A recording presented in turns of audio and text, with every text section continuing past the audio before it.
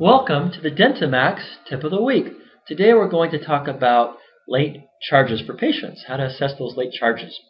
To do that, we're going to go ahead and click on Activities in the upper left-hand corner of your screen, and then go down to Late Charges.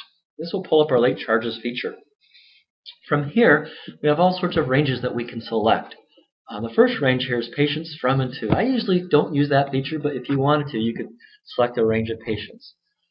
Next, we have Include Billing Code.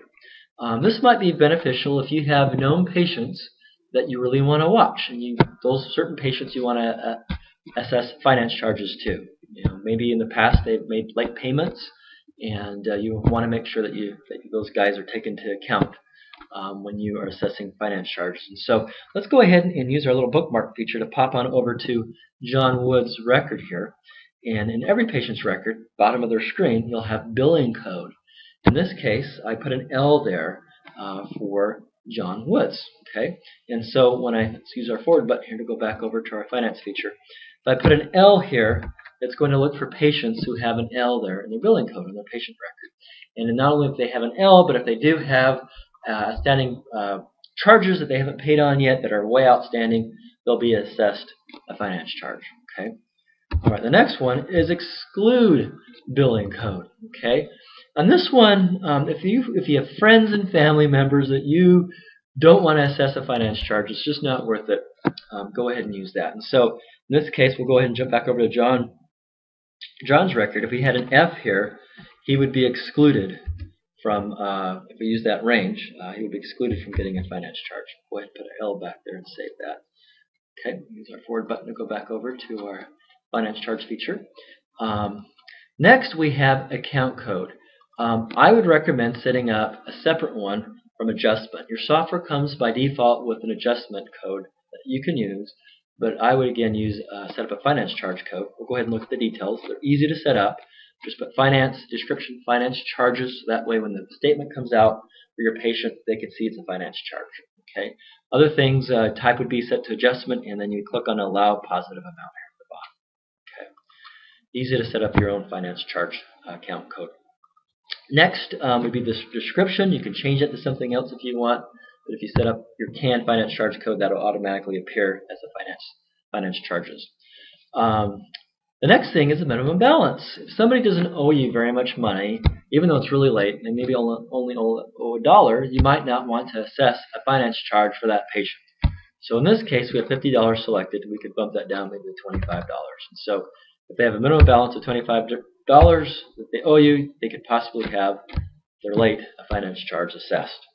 Days past due, you can change that as well. So if they're 90 days or less past due, they won't appear. The next thing is monthly percent.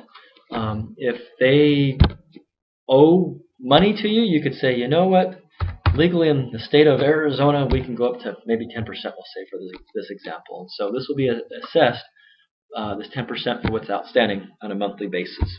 Okay, and then the minimum fee. If that minimum percentage doesn't rise above, if it's only like a few dollars, you might not want to assess that finance charge. It's not worth it. And so maybe if that 10% in the monthly doesn't come out to be over $5, we won't worry about it. Okay. Once you have all your ranges put into here, you can go ahead and click on Show, and it will show the patients who qualify that would have a finance charge assessed to them. And you can make sure that those are the people that you want to have finance charges assessed. There's 3 more ranges, though, that I want to look at. One is only charge on transaction paid by the insurance. That's an important one to have selected.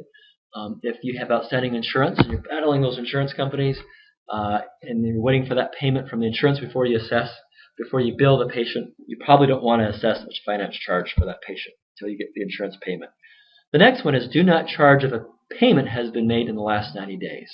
Sometimes your patients are making payments over time. There is a contract billing portion to the software, and if they're involved with that, you definitely don't want to charge them if they already are paying you on a plan each month.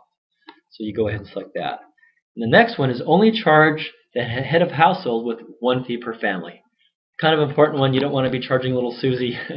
You want to make sure that the dad gets or the mom gets the fee for the family. Okay, and just to kind of show you how these filters work, looking at your range down here, you may be exclude, you forgot to put that in there. You put F for family. We have David Arnett, who is a family member that owes a lot of money. We'll go ahead and refresh that, and you'll see that now he disappears. Well, let's go ahead and post our late charges to both Nancy Hunt and we got John Woods. We'll go ahead and click on Post Late Charges, and it says it's posted. Go ahead and close out. And let's go ahead and take a look here at John Woods, and there we go. We got a finance charge for $49.70. So next time John Woods gets a statement, it's going to reflect this finance charge. I hope you've enjoyed the tip of the week, and we look forward to next week. Thank you.